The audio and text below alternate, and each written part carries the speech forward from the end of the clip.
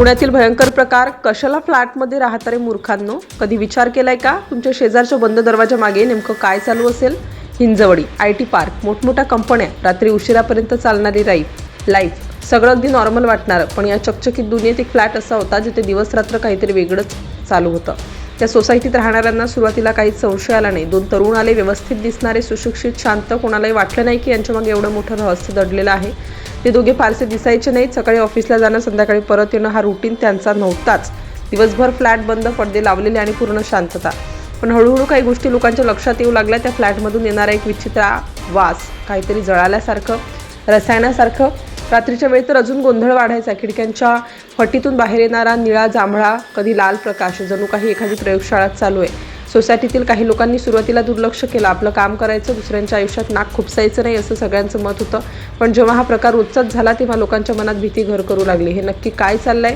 त्या फ्लॅटमध्ये AC सतत चालू असायचे. 1-2 नाही तर 4-4, 3-4 AC. इतक्या ACची गरज का पडते हा प्रश्न सगळ्यांना पडला. 1-2 वेळा बेल वाजवून पाहिली गेली, पण दरवाजा कधीच उघडला गेला नाही. आतून काही आवाजही येत नव्हता. सोसायटीच्या वॉचमनलाही काही कळत नव्हतं. ते तरुण फार कमी वेळा बाहेर पडायचे आणि आले की सरळ आत. काहीजण म्हणाले कदाचित ते काही ऑनलाईन काम करत असतील, काहींनी तर वेगळ्याच अफवा पसरवल्या. पण एक गोष्ट मात्र सगळ्यांना खटकत होती, इतकं गुपित ठेवून कोणी जगतं कसं? दरम्यान शहरात दुसरीकडे एक वेगळीच हालचाल सुरू होती. पोलिसांनी एका वेगळ्या प्रकरणाचा धागा त्यांना लागला होता. एक तरुण पकडला गेला होता आणि त्याच्या चौकशीत काही धक्कादायक माहिती समोर आली. त्याने काही नावं घेतली, काही ठिकाणं सांगितली आणि त्यात हिंजवडीतील त्या फ्लॅटचाही उल्लेख होता. पोलिसांनी शांतपणे तपास सुरू केला. कोणालाही संशय येऊ न देता सगळी माहिती गोळा केली जात होती. त्या फ्लॅटवर नजर ठेवली जाऊ लागली. कोण येतं, कोण जातं, काय हालचाल होते, सगळं रेकॉर्ड होत होतं. आणि जे दिसत होतं ते अजूनच संशयास्पद होतं, कारण तिथे कोणताही नॉर्मल व्यवहार दिसत नव्हता. शेवटी एक दिवस ठरला. पोलिसांनी छापा टाकायचा निर्णय घेतला. सगळं अगदी प्लॅनप्रमाणे झालं. अचानक दरवाजा तोडण्यात आला आणि आत जे दिसलं ते पाहून सगळे थक्क झाले. तो फ्लॅट साधा नव्हता, तो एक वेगळंच जग होता. बेडरूममध्ये माहिती नव्हती, पण झाडं होती आणि तीही साधी झाडं नव्हती.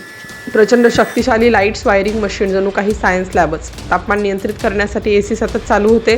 प्रत्येक गोष्ट प्लॅनिंगने सेट केलेली. त्या झाडांभोवती वेगळीच व्यवस्था होती. पाणी, प्रकाश, आवाज सगळं कंट्रोलमध्ये.